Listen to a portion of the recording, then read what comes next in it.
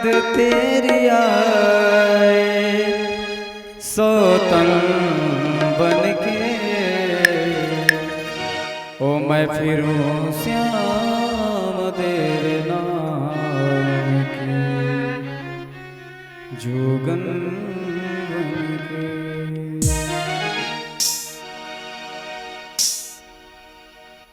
जय श्री श्याम।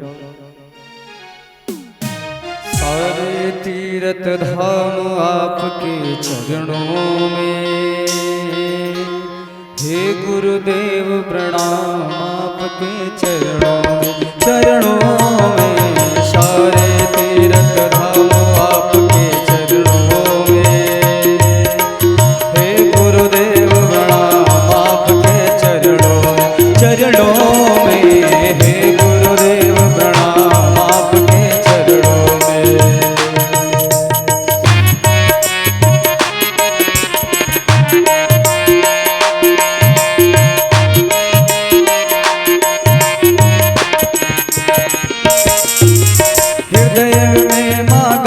लक्ष्मी पंच शारदा माता है, जो भी मुख से वचन कहे वो वचन सिद्ध हो जाता है, वचन सिद्ध हो जाता है। हे गुरु ब्रह्मा हे गुरु विष्णु, हे गुरु ब्रह्मा हे गुरु विष्णु, हे शंकर भगवान आपके चरणों में, हे गुरुदेव प्रणाम आपके चरणों में, चरणों में। चार तीर्थ धाम आपके चरणों में, हे गुरुदेव प्रणाम आपके चरणों में।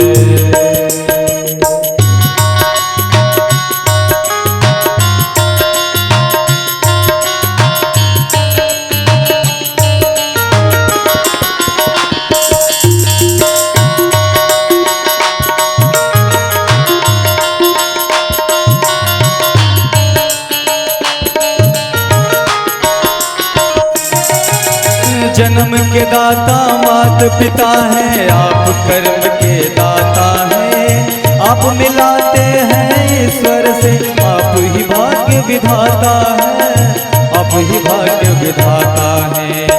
दुखिया मन को रोगी तन को,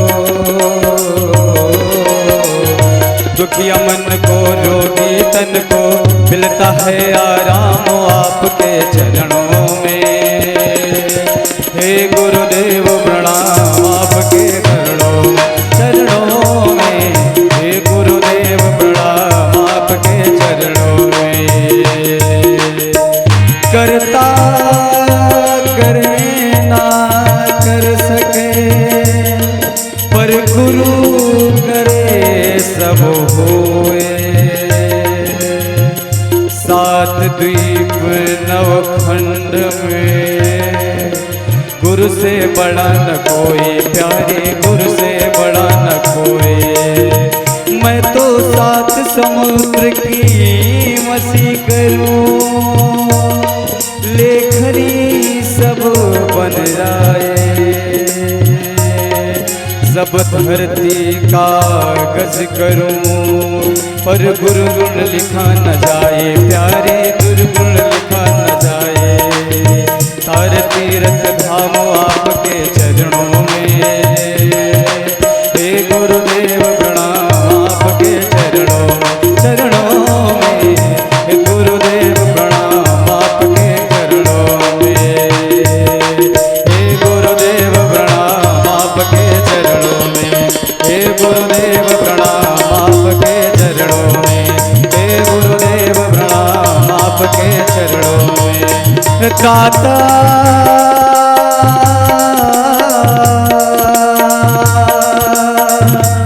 मेरे दाता, मेरे दाता।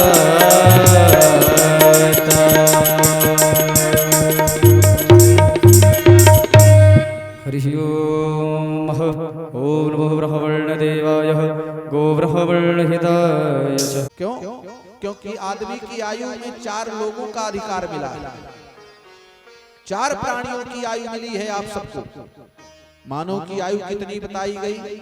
अब तो कुछ कम हो रही है, नहीं तो 100 वर्ष, और 100 वर्ष तुम्हारी है ही नहीं। 100 वर्ष में चंदा लगा है। बोले किसका? बोले आयु पूर्ण रूप से 40 वर्ष की। मनुष्य की आयु ठीक ठाक बिल्कुल 40 वर्ष तक। 40 वर्ष तक कोई रोग शोक बंधन उच्चाटन शरीर में पीड़ा बहुत कम मिलती है अगर खान पान सही रहा तो। 40 वर्ष मनुष्य को आयु मिली और 40 वर्ष महाराज बैल को मिली थी जो धर्म है, और 40 वर्ष आयु कुत्ते को मिली थी, और 40 वर्ष आयु मिली थी प्यारे उल्लू। तो मानव को तो 40 वर्ष पाकर के संतुष्ट हो गया, बड़ा प्रसन्न हुआ। लेकिन बैल को 40 वर्ष की आयु जब मिली तो बड़ा दुखी हो गया। बोले हम क्या करेंगे इतना जी करके। बड़ी चिंता किया तो महाराज ब्रह्मा जी के पास में पहुंचे। प्रभु थोड़ी सी कृपा हमारे ऊपर कर,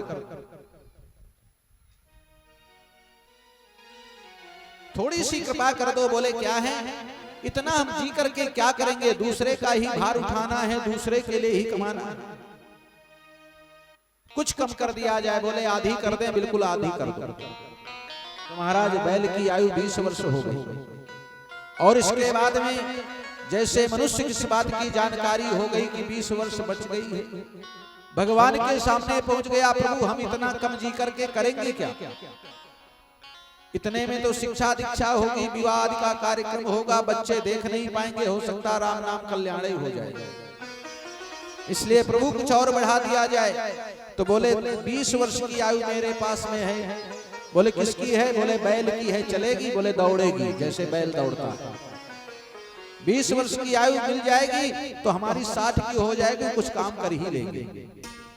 60 वर्ष की आयु मिल गई, और उसके बाद कुत्ता पहुंच गया। प्रभु अधिक खाने वाला मैं प्राणी, छोटे से टुकड़े खाने के बाद मेरा कैसे जीवन व्यतीत होगा, इसलिए प्रभु थोड़ी सी कम कर दिया जाए।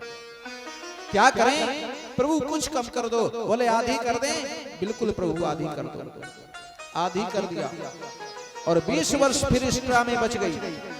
मनुष्य को फिर जानकारी हो गई, क्योंकि फ्री में ले जाओ, कोई शुल्क नहीं, अंगूठा लगाओ ले जाओ। बोले प्रभु इतना कम जी करके हम क्या करेंगे?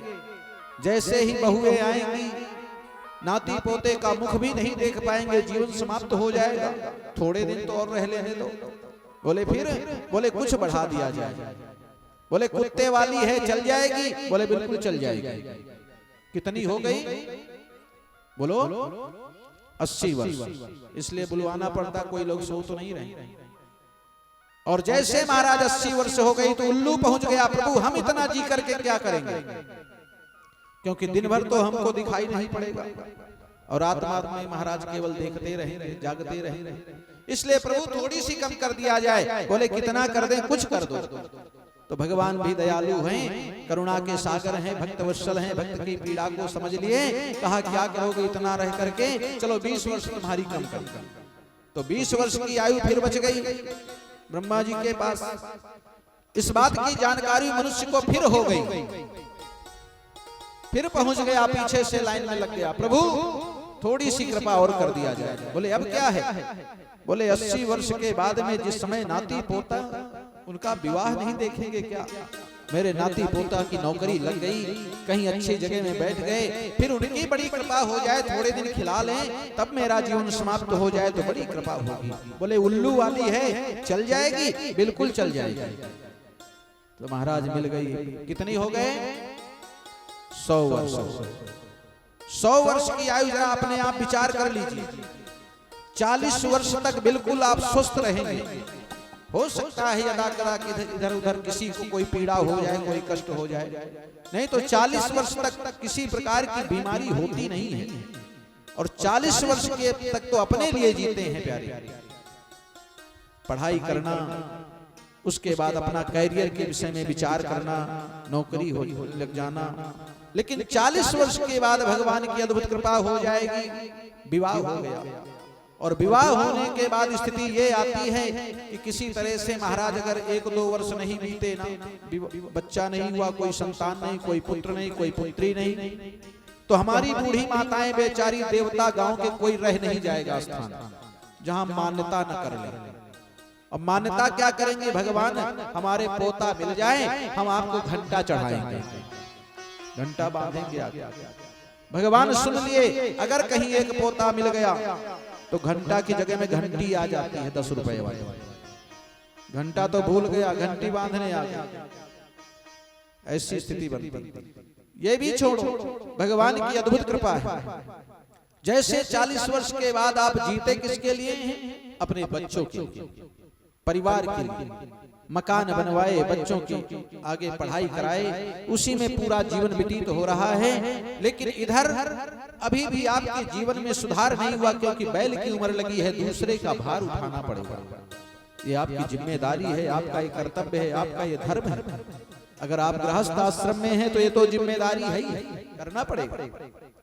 उसी प्रकार से प्यारे अपने लिए प्राणी कुछ नहीं कर पा रहा है। वो 20 वर्ष की जो आयु बची है केवल अपने परिवार के लिए, अपने बच्चों के लिए, अपने समाज के लिए, अपने घर के लिए, अपने मकान के लिए इतना कुछ बच्चे को बना दिया जाए कि हमारे बाद ना रहने पर हमारे बच्चे को किसी प्रकार की चिंता न, केवल इतना बना। और ये बात 58 तक तो समझ में आ रही है, लेकिन फिर भी वही बच्चा, वही परिवार, वही बेटे करते क्या है? उसी पिता से कभी कभी ऐसे भी शब्द मिल जाते हैं उसको सुनने के लिए कि पिताजी अब सठिया गए, अब इनकी बुद्धि काम नहीं कर रही। और हमारे यहाँ की गिनती अंक बताते हैं 58। वन की तरफ देखो, और नहीं तो ये घर परिवार वाले क्या कहेंगे 59। और अगर फिर भी सुधार नहीं हुआ तो प्यारे क्या होगा 60। और 60 का मतलब कि सठिया गया, सठ सुधरई संगति पाई, सत्संगति पाई। उस समय क्या करना पड़ेगा? अपने आप को थोड़ा सा परिवर्तन करना पड़ेगा। उसके लिए स्वयं कुछ परिवर्तन करना पड़ेगा। अगर 60 वर्ष के पहले जंगल नहीं जाते कोई बात नहीं, घर को मत त्यागो, परिवार को मत त्यागो, समाज को मत त्यागो, लेकिन घर के बाहर वाला एक कमरा बिल्कुल कंप्लीट करवा लो रिटायरी के पहले। पुट्टी वगैरह उसमें लगवा दो, रंगरोहन करा दो, बड़ी सी LED लगा दो, टेलीफोन अपने कमरे में रखवा लो, क्योंकि अब बार बार घर के अंदर जाने का प्रवेश वर्जित हो जाएगा। बहू बेटे हैं, आज की बहुएं देख ही रहे कैसे क्या हो रहा है। कौन चाहता है कि बार बार मेरे बूढ़े माता पिता बार बार आवे यहाँ पे? अच्छा विचार कर लीजिए, 60 वर्ष तो व्यतीत हो गए, 60 के आगे वाला हाल सुन लो। बहू ने कहा भोजन की व्यवस्था कैसे? पिताजी को बोले वहीं दे आओ कमरे में। कमरे में माता पिता को भोजन मिल रहा है 60 वर्ष के बाद में। कहां? घर के बाहर वाले में, जो गेट के पास है। और बाहर किसको भोजन मिलता है? बोलो, हम क्यों कहें कुत्ते को मिलता है? इसको आप लोग समझो। कुत्ते को गेट के पास भोजन मिलता है। स्थिति उम्र की लगी है। बहुएं नहीं चाहती हैं, बेटियां नहीं चाहती कि बार बार पिताजी घर के अंदर आए। भोजन बना करके बेचारी वही परोस करके किसी तरह से बच्चों से पहुंचा देती, जाओ दादा को भोजन कराओ, जाओ पानी दे आओ। क्यों? और पिताजी का भी ये परम कर्तव्य, वो भी चाहते नहीं कि हम बार बार परिवार के अंदर जाएं, बहुओं के बीच में होना भी चाहिए। ये उम्र किसकी लगी है? अच्छा कोई आवाज आता है आपके गेट पे, कोई आवाज लगाता है तो वो आवाज उस बूढ़े पिता तक पहुंचती है, और पिता फिर आवाज अंदर के लिए देते, देखो बेटा कोई आया। ये आवाज कौन लगाता था?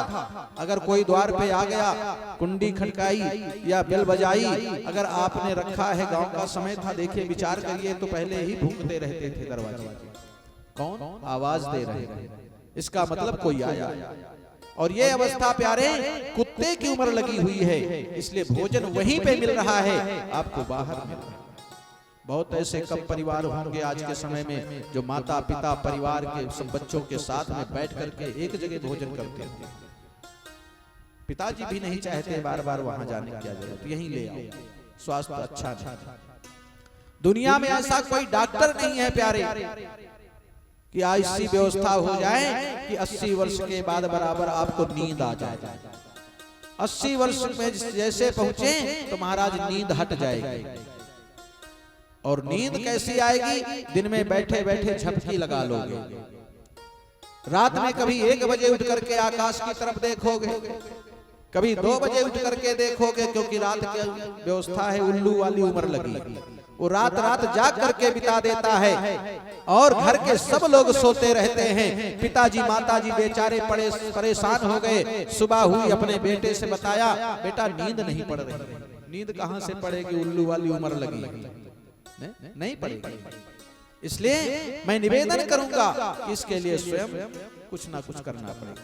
एक बूढ़ी मैया रही और अंत की स्थिति यही आई, नींद नहीं आ रही है। तो डॉक्टर साहब को बुलाया गया, किसी तरह से नींद की व्यवस्था किया जाए। अब वो बेचारी 95 वर्ष की आयु, कौन सी नींद पड़ेगी? वो तो रात रात जाग करके बिता ही रही। मैं निवेदन करूंगा कि इसीलिए ये बताया गया है कि अपने ही सामने अपने कार्य को, अपने भार्य को, अपने व्यवसाय को, व्यापार को, अपने पुत्र को सौंप देना चाहिए। जब तक आप स्वस्थ दिमाग से हो, सुचारू रूप से आपका काम चल रहा हो। लेकिन जब आपका बेटा आपके हिसाब में हो जाए तो उसको अपने आगे ही अपना उत्तराधिकारी भी बना देना चाहिए। ये शास्त्र का नियम होता है, ताकि ना रहने के बाद किसी प्रकार का जो आपने अगत परिश्रम की कमाई से धन संचय किया है, व्यवसाय में लगाया है, वो कभी बिगड़ेगा।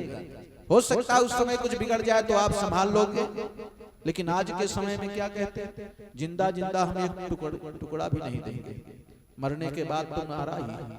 अब वो मजबूर है बेचारे, नहीं मरने के बाद भी लेते जाते, वो जाएगा नहीं ले जाएगा। उसी प्रकार की बात को मन में सोच रहे हैं महाराज, और जंगल की तरफ चल पड़े। और जैसे जंगल की तरफ चले ना, तो मुनियों जैसा आचरण करना प्रारंभ कर दिया संतों। और जैसे मुनियों जैसा आचरण करना प्रारंभ कर दिए, कहां तो राज के सारे सुखों को से रहते थे, सारे नौकर चाकर रहते थे, सेवक रहते थे, पहरेदार रहते थे, राज सिंहासन में बैठते थे, एसी का बड़ा सा रूम रहता था, उसी में रहते थे। आज घास फूस की झोपड़ी बना करके अपने जीवन की वृत्ति को बिता रहे हैं बंधुओं माताओं। और बिल्कुल वैराग्य आ गया है, और भगवान से यही प्रार्थना कर रहे हैं कि मैंने सुना है कि हे प्रभु, अंत की वृत्ति में अगर परमात्मा का चिंतन हो जाए तो वही जीवन सफल हो जाता है। तो साधना भजन करने के लिए आए और भगवान का भजन करना प्रारंभ करता। राम ही राम रटने लगी जिभिया, राम ही राम रटने लगी जिभिया, राम ही राम रटने लगी जिभिया, राम ही राम, राम ही राम, राम ही राम रटने लगी जिभिया, राम ही राम रटने लगी जिभिया। पैर कहें हम तीरथ करबे, पैर कहें हम तीरथ करबै, पैर कहें हम तीरथ करबे, पैर कहें हम तीरथ करबै, हाथ कहें हम देबै दान, हाथ कहें हम देबै दान, रटन लगी जिभिया, राम ही राम रटन लगी जिभिया, राम ही राम रटन। जरा हाथों को ऊंचा करिए, जय जय श्री राधे। राम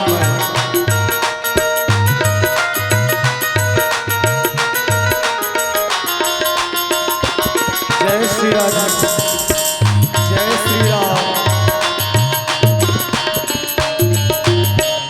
राम ही राम रटने लगी,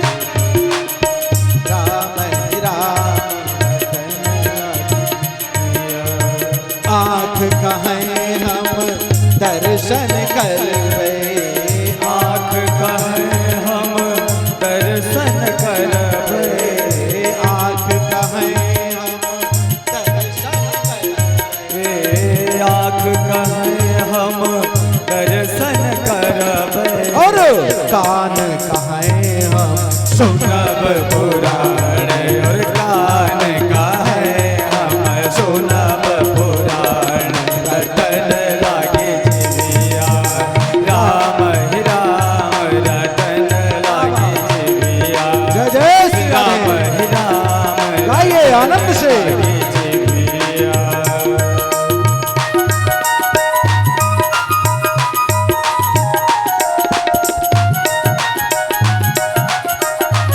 जय श्री राम जय श्री राधे।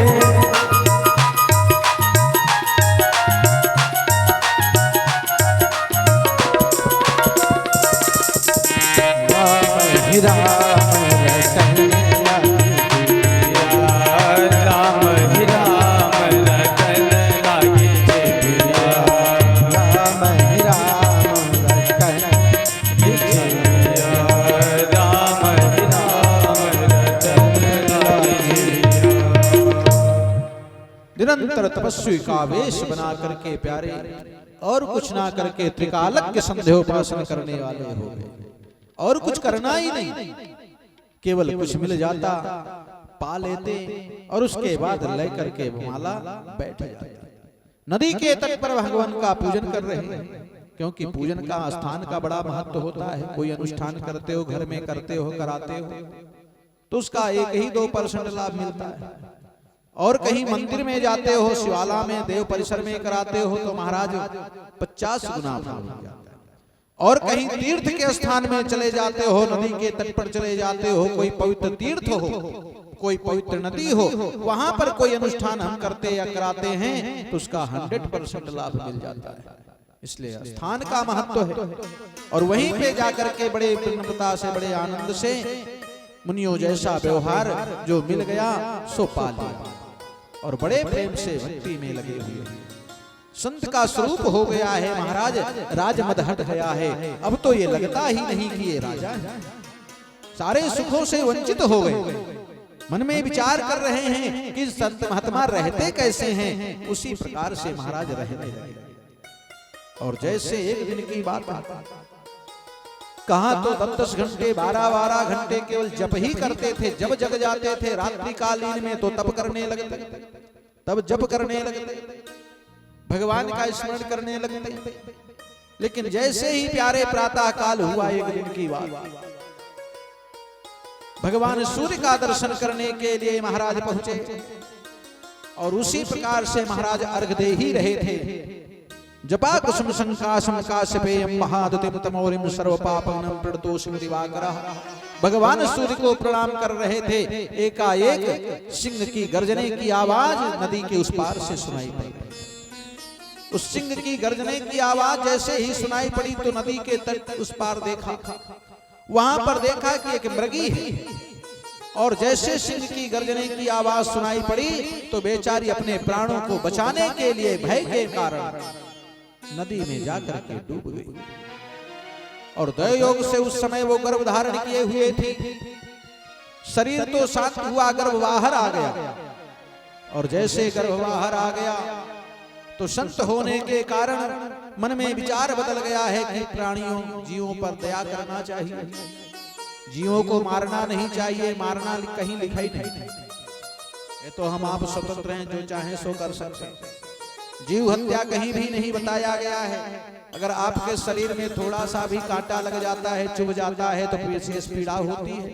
आप किसी की हत्या करोगे, उसको कष्ट दोगे तो कैसे सुख मिलेगा। जीवों पर दया करने का मन में विचार आ गया तो किसी तरह से, नाना प्रकार से, उपाय से उस मृगी के बच्चे को नदी के इस पार ले आया। और जैसे ले आए तो महाराज अपनी कुटिया में रखने लगे, अपनी झोपड़ी। और जैसे झोपड़ी में रखने लगे उसका लालन पालन करने लगे, सहलाने लगे, नहलाने लगे, धुलाने लगे, आनंद उत्सव उसी के साथ में बैठ गए।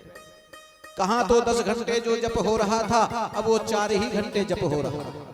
6 घंटे उसकी सेवा में लगे, जिसके कारण राज्य के सारे सुखों को बंधुओं माताओं त्याग करके तपस्वी बनने के लिए प्यारे आए थे, जप करने के लिए। लेकिन फिर मोह में फंस गए उस मृगी के चक्कर में। परिणाम यह हुआ कि जब भी वो जप करने के लिए बैठते, वो अपने पास में बैठाते और कभी कभी वो मृगी का बच्चा उनके शरीर को सहलाने लगता और जैसे असीम सुख मिल रहा है।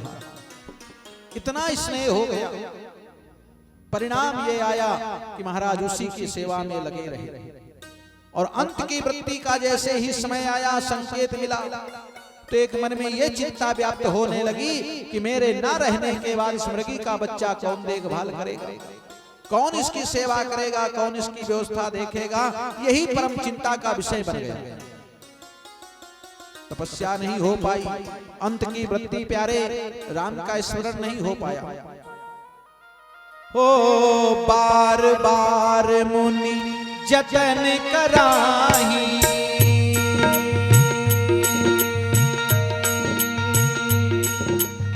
अंत राम कही आवत नाही। राम सिया राम सिया राम जय जय राम, राम सिया राम जय जय राम।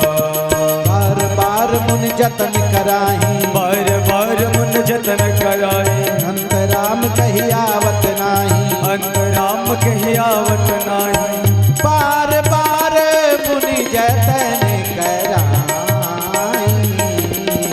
बार बार मुनि जतन कराई, अंत राम कही आवत नाही, अंत राम कही आवत नाही। कहां तो राज को त्याग करके, समाज को, संसार को त्याग करके आए थे भजन करने की, स्थिति यहां तो बदल गई प्यारे। अंत की वृत्ति का परिणाम जैसे यम के दूत आए तो यही चिंता का विषय बना हुआ है। तो परिणाम ये हुआ कि अंत की वृत्ति का परिणाम मृगी बनना पड़ा, उनको अगला जन्म मृगी लेना पड़ा और मृगी बन करके प्यारे घूमते रहे। इसीलिए हमारे आपके जीवन में भी ऐसा होता है, प्राणी पड़ा हुआ है, अंत की वृत्ति लगी हुई है, आंखें खुली है लेकिन कुछ बोल नहीं सकता है, आंखों से केवल सुधारा बह रही है और हमारे आपके लोग जैसे बताते कोमा में है। कोमा नहीं होता, वो तो प्रायश्चित कर रहा है पूरे जीवन में जो अच्छा बुरा किया है। वो केवल देख रहा है कि मैंने अपने बच्चों के लिए, अपनी पत्नी के लिए, अपने परिवार के लिए, अपने समाज के लिए, अपने संसार के लिए हमने किस तरह से परिश्रम करके धन कमाया, इतना बड़ा वैभव बनाया और ये सब छूट जाएगा। यहां तक मेरे बच्चे भी मेरी सहायता नहीं कर पा रहे और ये सोच करके प्यारे उसकी आंखों से आंसू बहता रहता है। जब भी आंखें बंद करता है तो परमात्मा का दर्शन होता है, खुली आंखों से संसार का दर्शन होता है। और जब एकांत में बैठ जाओगे, आंखें बंद कर लोगे तो कोई विशेष अध्ययन होगा, कोई विशेष चिंतन होगा, उस परमात्मा का दिव्य दर्शन होगा। खुली आंखों से भगवान का दर्शन नहीं हो सकता, अंतःकरण पवित्र नहीं हो पाता। इसलिए आंखें बंद करो तो चतुर्भुज श्याम का दर्शन होगा, नारायण का दर्शन होगा, प्रभु का बांके बिहारी ठाकुर जी का दर्शन होगा। संसार के सारे द्वार बंद हो जाएं, लेकिन परमात्मा का ऐसा द्वार है जो सदैव खुला रहता अपने भक्तों के लिए। मम भक्त्या पराधीन, क्योंकि प्रेम के भूखे सदैव रहे हम और प्रेम में वास किए रहते हैं। और भक्त हमारे स्वरूप हैं प्रेम के, तो प्रेम उन्हीं का पिए रहते हैं। और दो कहने को नवीन रहे, हम भक्त के भाव जिए रहते हैं और प्राण उन्हीं को दिए रहते। हाँ, प्राण उन्हीं को दिए रहते, हम केवल रूप लिए रहते, केवल रूप लिए रहते, हम केवल रूप लिए रहते। और जैसे प्यारे अंत की वृत्ति का परिणाम ये हो गया कि मृगी बनना पड़ा, तो कुछ तपस्या इतना कुछ किया था कि अपने 3 जन्म को पूर्व की याद थी। अज्ञानता से भगवान से प्रार्थना कर रहे हैं, प्रभु मैंने छोटा सा अपराध किया, थोड़ा सा अपराध किया, अंत की वृत्ति में आपका स्मरण नहीं हो पाया, जिसके कारण आज मुझे मृगी बनना पड़ा। इसलिए प्रभु एक निवेदन है, मेरा ये शरीर शांत कर दो, अब दोबारा इतनी बड़ी गलती नहीं होगी। और समय आने पर वो शरीर शांत हो गया। और जैसे शरीर शांत हो गया तो फिर एक ब्राह्मण के घर में जन्म हो गया। और ये संसार का नियम है प्यारे, जिनके यहाँ भोजन की व्यवस्था नहीं उनका परिवार बड़ा, और जिनके यहाँ भोजन करने वाले हैं उनके यहाँ भोजन की व्यवस्था नहीं। और उसी प्रकार से जहां भी कहीं बैठ जाते, अब तो थोड़े से बड़े हो रहे हैं, माता पिता भी बड़े दुखी हैं, क्या बताएं इतना बड़ा परिवार, इनका भरण पोषण कैसे होगा, अधिक खाने वाले भी हैं। और जैसे महाराज 5 वर्ष की आयु हुई, नामकरण संस्कार हो गया, उनका नाम रखा गया जड़ भरत। जड़ माने जहां बैठते वहीं बैठे रहे, किसी से कोई मतलब नहीं है। मानो यही सोच रहे ये स्वार्थ भरी दुनिया में हमें स्नेह नहीं करना, सब अपने हैं सब पराए हैं। लोग कहते हैं ना कोई किसी का नहीं, लेकिन आप जब किसी के बनोगे तब आपके लोग बन जाएंगे। पहले आप अपने आप में परिवर्तन करना पड़ेगा, ऐसा नहीं है। लोग कह देते हैं कि कोई किसी का नहीं, इसलिए आप किसी के बने नहीं तो आपका कोई है नहीं। और इसी प्रकार से भगवान से प्रार्थना कर रहे हैं कि प्रभु इतनी बड़ी कृपा हो जाए कि मैं किसी से स्नेह ना रखूं और सबसे प्रेम करूं और सबसे स्नेह करूं, किसी से कोई द्वेष कहीं लिप्त ना होने पाए। एक बार अज्ञानता हो गई तो मृगी से स्नेह हो गया, उसकी सेवा में लग गया तो मेरा जीवन बर्बाद हो गया। और जो भी मिल जाता उसी को पा लेते। किसी तरह से महाराज अब माता पिता सोच रहे हैं किसी तरह से शिक्षा दीक्षा हो जाए, और शिक्षा दीक्षा के लिए महाराज घर से बाहर तो निकलते, लेकिन शिक्षा दीक्षा विद्यालय जाते ही नहीं, एकांत में कहीं बैठ करके भगवान का भजन करने लगे कि प्रभु अब मुझे पढ़ने की आवश्यकता नहीं, बहुत बड़ा ज्ञान हो जाएगा तो मैं कुछ प्राप्त नहीं कर पाऊंगा। इसलिए उन्होंने मन में विचार किया, हम आप देखे भी समझे भी पढ़े भी, कि बेचारी भिलनी कहीं भी बेचारे को केवट पढ़ने नहीं गया, केवट कहीं विद्या अध्ययन नहीं करने गया, वो तो बेचारे केवल भगवान का भजन ही करना जानते थे, अपना कार्य करते थे। लेकिन भगवान ने दर्शन दिया। और शिवरी बेचारी कौन से डिग्री कॉलेज में गई थी पढ़ने के लिए, वो भी भगवान की याद में बैठी थी, अपने गुरु के महावाक्य को मन में विचार कर लिया कि भगवान एक दिन आएंगे तो उनको भी दर्शन हो। इसलिए पढ़ने की बहुत आवश्यकता नहीं है, यही मन में सोच करके जहां भी जाते केवल प्रभु का चिंतन करते।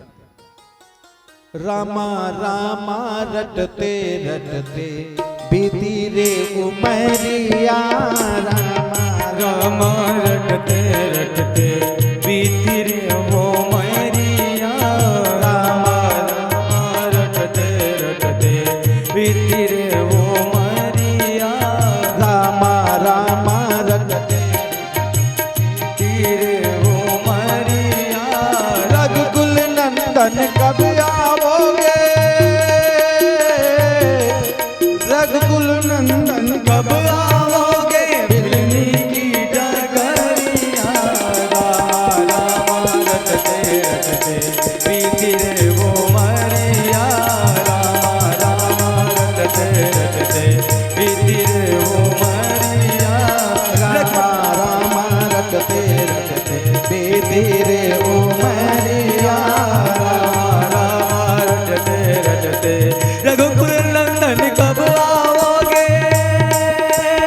रघुकुल नंदन कब आओगे भिलनी की डगरिया, रामा रामा रटते रटते बीती रे वो मैरिया, रामा रामा रटते रटते बीती रे वो मैरिया, रघुकुल नंदन कब आओगे, रघुकुल नंदन कब आओगे भिलनी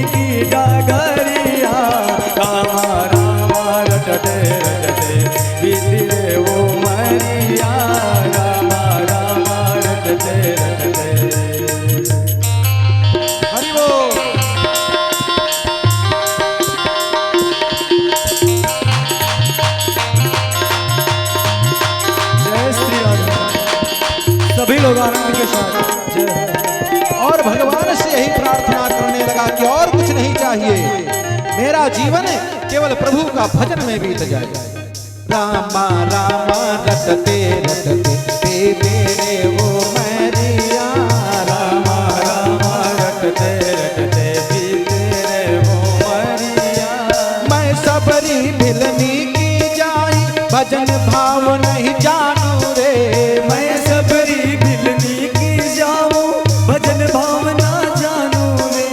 राम तुम्हारे दर्शन के हित, राम तुम्हारे दर्शन के हित, मन में जीवन पालो रे। राम तुम्हारे दर्शन के हित वन में जीवन पालो रे। चरण कमल से निर्मल कर दो, चरण कमल से निर्मल कर दो काशी की झोपड़िया। रामा रामा रटते रटते विधि रे ओ मैया। रामा रामा रटते रटते विधि रे ओ मैया।